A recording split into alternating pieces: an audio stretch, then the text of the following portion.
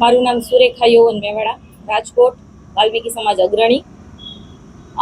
હું જાણું છું કે આપણે અત્યારે 5, 6 અને 7 જૂનના રોજ જે બાબા બાગેશ્વરની જે કથા થવા જઈ રહી છે એની હું એક સાક્ષી છું કે જ્યારે રાજકોટમાં આપણે જાણીએ છીએ કે અગાઉ એક કથા થયેલી એ દરમિયાન લોકોને જે પરછા આપેલા એક પરછો એમાં પણ મને પણ મળેલો છે. એમાં મારા અનુભવ વિશે હું વાત કરું તો મારા પતિ છે એ રાજકીય ક્ષેત્રે આગેવાન છે. એમને આ જે સપનાની હું વાત કરું તો એ અમારા ઘર પૂરતી જે વાત હતી એ એમણે જાહેર સભામાં બધાની વચ્ચે મીડિયા સક્ષમ રજૂઆત કરી છે. એટલે મને એ ઉપરથી એવું લાગે છે કે આ બધું સાચું છે, કેમ કે જે આપણે અત્યારે નામ આપણે જાણીએ છીએ કે જે વિરોધ ચાલી રહ્યો છે આ બધું માત્ર ને માત્ર એક પ્રપંચ રચી રહ્યા છે.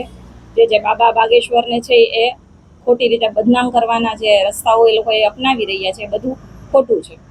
સાથે સાથે એક વ્યક્તિગત અનુભવની હું વાત કરું તો જે વ્યક્તિગત અનુભવ હું મારો રજૂ કરું એ દરમિયાન જેને વ્યક્તિગત અનુભવ થાય એ જ આ જાણી શકે, નહીતર તો બધાને ભ્રમ જ લાગે છે.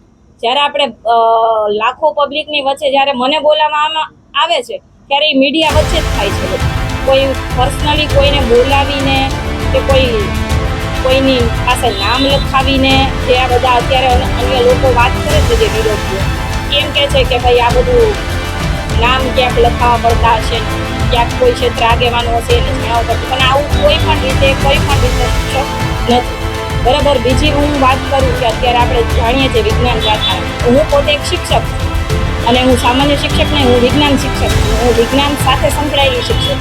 મેં અનુભવ્યું છે અને મારી જાતને મેં એ સ્વીકાર્યું છે કે આ બધી વસ્તુ છે જે બાબા બાગેશ્વર છે યાની ધીરેન્દ્ર શાસ્ત્રી જે કથા દરમિયાન જે પરચાઓ બારે પાડે છે એ કોઈ અંધશ્રદ્ધાનો વિષય ઉત્પન્ન નથી કરતા. સાથે સાથે મારી બીજી વાત હું જણાવું તો જે સનાતની વિરોધીઓ છે એને જ આ ભ્રમ લાગે છે.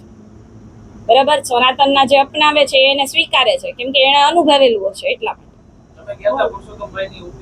હા, હું પરસોત્તમભાઈની ઓફિસે ગઈ હતી. એ દરમિયાન મારી પાસે મીડિયા હતું ને મારી મીડિયા સક્ષમ આવવું પણ નહોતું. એટલે એમણે મને સામેથી એમ કીધું કે બેન તમે મીડિયામાં આ વાત રજૂઆત કરો. એટલે મેં એમને કીધું કે સાહેબ ત્યારે મને એમણે એમ કીધું કે બેન તમે કઈ હેસિયતથી મારી સાથે આ વાત કરો છો. એટલે મેં એમને કીધું કે સાહેબ અમે કોઈ હેસિયત તો અમારી તમારી જેટલી છે નહીં, તો મેં એક નાગરિક તરીકે તમને જેમ તમે જે જાગૃત નાગરિક છો એમ હું પણ એક જાગૃત નાગરિક છું. એટલે મેં તમને આ વસ્તુ જણાવવા માટે આ મીડિયમનું આજે હું માધ્યમથી તમને એમને જણાવવા માંગુ છું. મને જે અનુભવ થયો એ દરમિયાન મારી પાસે અત્યારે હાલમાં વિડીયો બી છે અને મારી પાસે જે પરચો છે એનો મારી પાસે ફોટો પણ છે. વિડિયા દરમિયાન મારા જે પતિ છે યૌવન મેવાડા એ ભારતીય જનતા પાર્ટી સાથે સંકળાયેલા વ્યક્તિ છે. એમનું જે સપનું છે એ એમના પૂરતું સીમિત હોય, કોઈ જાહેર જનતાને ન ખબર હોય કે બાબા બાગેશ્વરને ન ખબર. એમણે જે વાત કરી છે કે એમને જે MLA બનવાનો જે એમનો ગોલ છે એ એમના વિશે એમને ચર્ચા કરેલી છે અને એ એમને આશીર્વાદ પણ આપેલા છે કે આ ભવિષ્યમાં આ વ્યક્તિ છે એ આ સ્થાને પહોંચવાની એમની ક્ષમતા છે. હા, મારા હસબન્ડ છે એ રાજકીય ક્ષેત્રે અત્યારે પ્રયત્ન જ છે. 3 વર્ષ નહીં પણ 3 વર્ષ તો અત્યારે પરછો બારે પડે, 15 વર્ષથી એ ભારતીય જનતા પાર્ટી સાથે સંકળાયેલા છે અને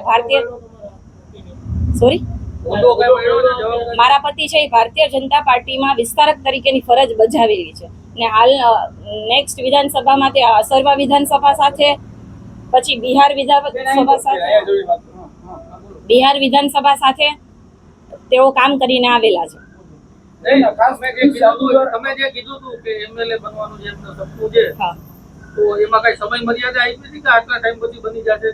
ના, એવું કોઈ સમય મર્યાદાની વાત નથી થઈ. સમય મર્યાદા છે એ આપણા ઉપર નક્કી થતી હોય છે કે ભાઈ જે પાર્ટી નક્કી કરતી હોય એ પ્રમાણે ચાલે, એમાં અમારું પણ ચાલતું નથી. અમદાવાદમાં પિયુષ જાદુગર સહિત અલગ અલગ લોકો બાબાને ચેલેન્જ થઈ છે. શું કહેશો, બાબાએ ચેલેન્જ સ્વીકારવી જોઈએ? હા, બાબા ચેલેન્જ બધી સ્વીકારવા તૈયાર જ છે. એમણે કોઈ પણ જાતના ચેલેન્જની છે ના નથી પાડી. એમણે એમ જ વાત કરી જેણે જે ચેલેન્જ આપી હોય એ જ્યારે કથા થશે, જ્યારે દરબાર ભરાશે એ દરમિયાન આવે અને એ એમનો સામનો કરવા તૈયાર છે. રિઝલ્ટ એ પહેલાનું મળેલું છે, પરછી તો એ પછી પડી. મારા હસબન્ડ છે એ વિસ્તારક એ પહેલાથી છે. એ 2023માં એ પહેલા એની જવાબદારી એમણે વિસ્તારક તરીકે નિભાવેલી છે.